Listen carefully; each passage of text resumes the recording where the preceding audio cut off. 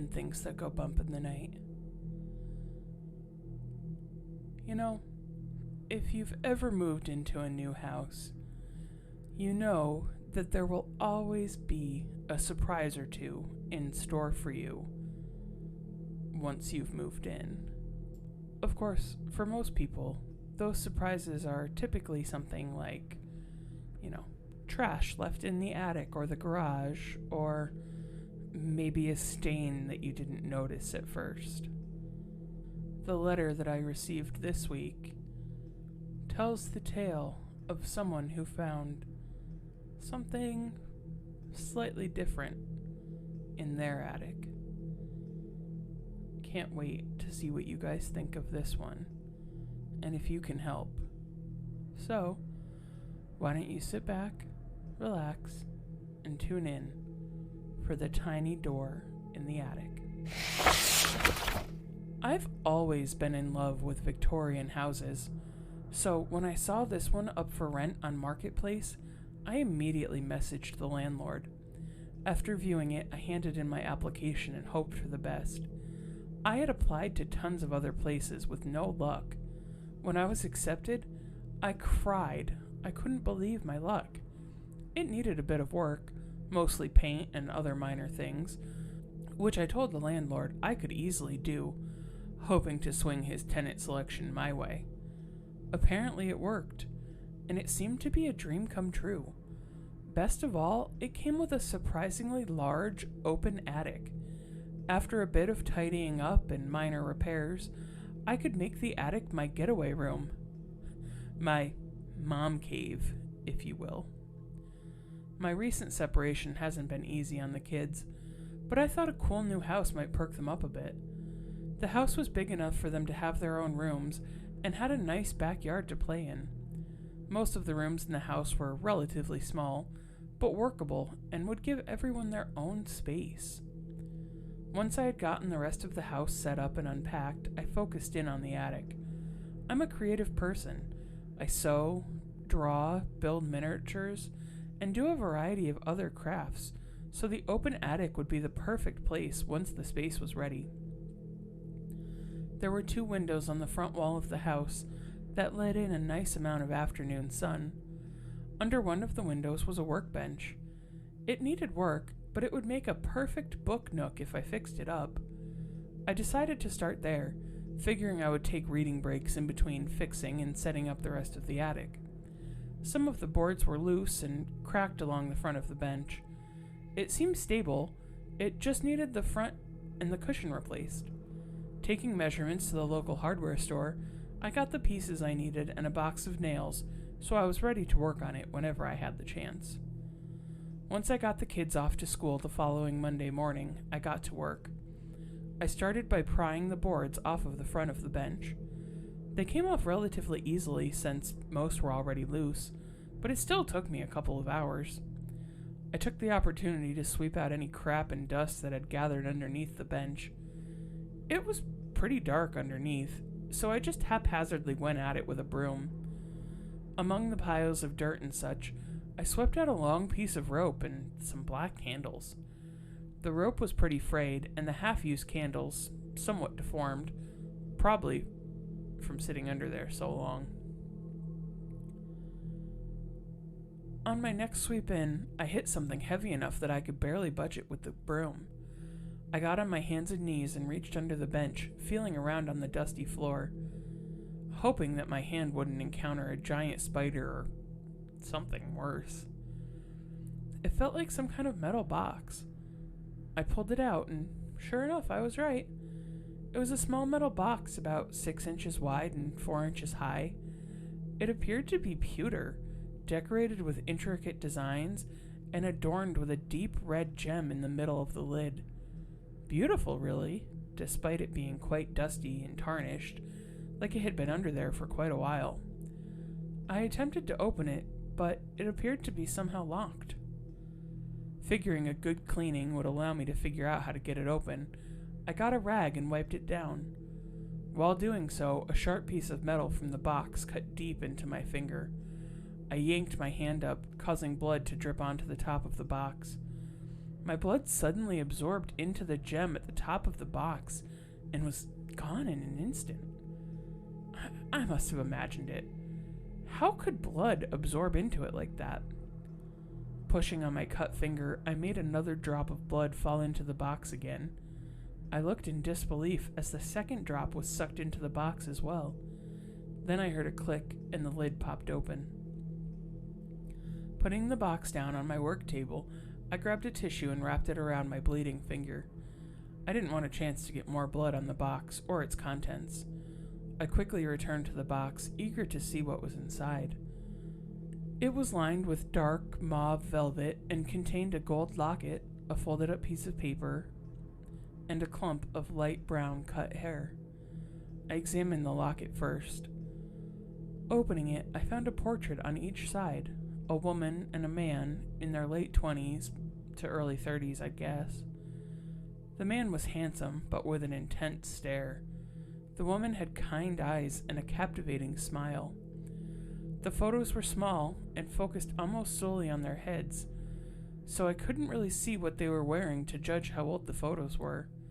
There were no inscriptions on the locket, just the outline of a heart engraved on the front. Skipping over the hair clump, I moved on to the piece of paper. It was discolored from age and seemed delicate. I gently opened it, careful not to cause any damage. It contained a paragraph of writing, which appeared to be written in calligraphy. I couldn't tell if it was written with a quill or a calligraphy pen, but it definitely wasn't a Bic ballpoint, which led me to believe it was old. The language in the text was totally unfamiliar to me. Most letters were those in the English alphabet, but the combination of them didn't look like any language I'd ever seen before. Now, I don't thoroughly know a bunch of different languages. I'm just saying I couldn't attribute it to any language I've ever come across. I decided to call up my friend David to see if he could decipher what language it may be in. He answered after a couple of rings, and I explained what I had found before proceeding to attempt to read from the paper. I think it's safest not to share the actual spell. Wouldn't want to risk anyone else unleashing something. David wasn't sure what language it was in either. Maybe Latin? He guessed. Maybe. I probably just summoned the devil or something, I joked. In hindsight, I should have known better. I've always been a horror movie addict, and this was one of the first rules of horror movie survival. Do not read the Latin. Honestly, it was pretty neat to read. I've always loved witchcraft and spells and stuff, but now it was time to get back to work. I wanted to get as much done as I could before the kids got home from school. Getting off the phone with David, I folded the piece of paper back up, put it back in the box, closed the lid, and went back to cleaning out underneath the bench. I didn't find anything else under there, other than dust and dirt. The rest of the bench structure seemed to be in good shape, so I started putting some of the new boards up while I waited for the kids to get home. The rest of the day was just like any other day. The kids got home, I made dinner, we ate, hung out for a bit, and then everyone got ready for bed. Once the kids were asleep, I had a hot bath and relaxed. The cut on my finger was looking pretty rough, so I loaded it up with polysporin, wrapped it in a Band-Aid, and figured it would be in better shape the following morning. The attic work must have really worn me out, because I slept like a log. I woke up feeling somewhat groggy, and it took me a bit to finally roll out of bed. I trudged to the kitchen to make coffee. The kids were stirring shortly after, and my daughter, 8, skipped into the kitchen. She was always chipper and talkative in the morning. While she was telling me about her favorite Encanto character, she suddenly stopped and said, "Mom, what's that on your arm?" I looked down to where she was pointing. A centimeter away from her finger was a red spiral. It almost appeared to be carved into my arm, but ever so delicately.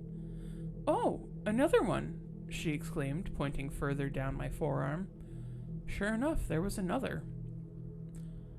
Upon looking both my arms up and down, I noticed 4 on one arm and 5 on the other, all the same spiral pattern. Where could these marks have come from? Once the kids had gotten off to school, I decided to thoroughly check my bed. What if I had bed bugs or something? I took the sheets off, checked all around the mattress, in the seams, underneath, behind the headboard, everywhere. I couldn't find anything. I decided to wash my sheets, just in case, then shrugged it off and headed back to work in the attic. I had been working for maybe half an hour when something caught my attention. While on my hands and knees, hammering the bottom of a board in place, I saw it. A tiny door at the bottom of the wall across from me. I swear it wasn't there yesterday, or any other day that I had been up there. One of the first things I did in the attic was wipe down the baseboards. Surely, I would have noticed that. I went over to the door and squatted down in front of it to get a better look. It was only about 3 inches high by 2 inches wide, made out of wood and painted red. There was a symbol painted on it in black that appeared to be the silhouette of a fairy, perhaps? It was so tiny it was hard to tell. The doorknob was minuscule, so much that I couldn't even hold it to see if turning it would open the door. As strange as it was actually adorable. I took a picture of it to send to David, then got back to work. Fairy doors are really popular these days. Perhaps my daughter put one up here. I couldn't think of any other reasonable explanation for it just seeming to appear. The rest of the day went on like the day before. At dinner, I asked my daughter about the fairy door. She had no idea what I was talking about. My sons claimed the same. I felt a sense of unease in the pit of my stomach. Could someone have broken into our house and put it there? I made sure to double check all the doors and windows were locked before headed to bed. I didn't want to take any chances. My cut finger didn't seem to be looking any better either. It didn't really bother me pain-wise, but it didn't appear to be healing as much as I thought it should. I repeated the Band-Aid routine and went to bed. I'm not sure if it was due to the door or the thought of someone being in my house, but my sleep that night was horrible. It felt like I never quite got into a deep sleep. I had vivid dreams of little fairies or pixies or something of the sort. I'm not even sure what they were.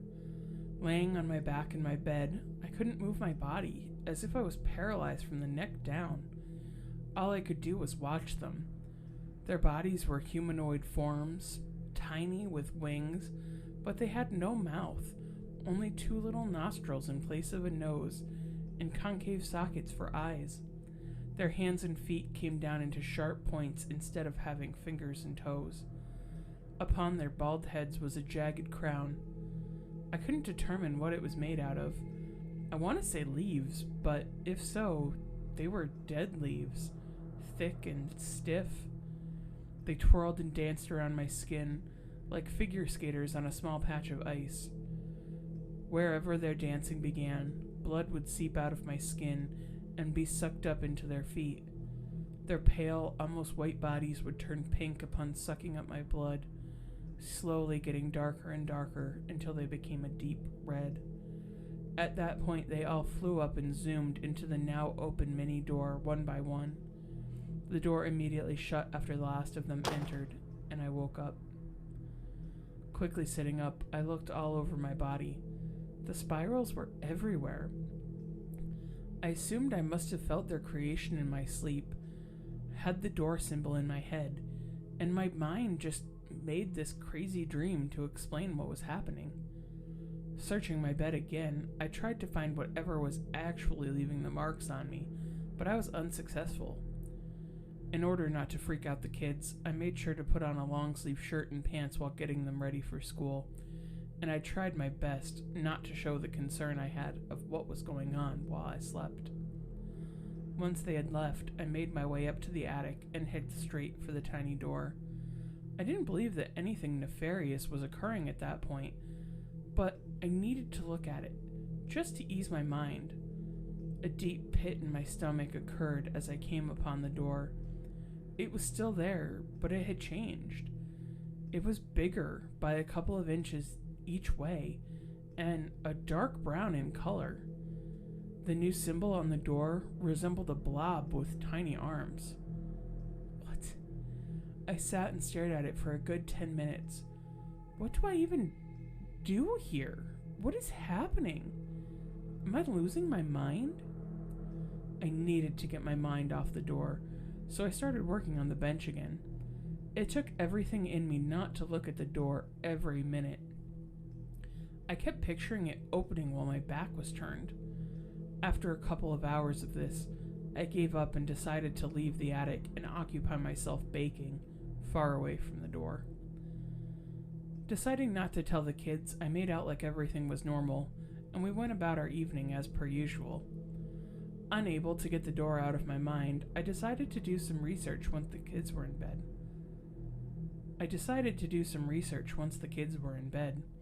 Searching fairy doors on the internet just brought me images and tales of adorable fairies and their doors, or DIY instructions on how to make them.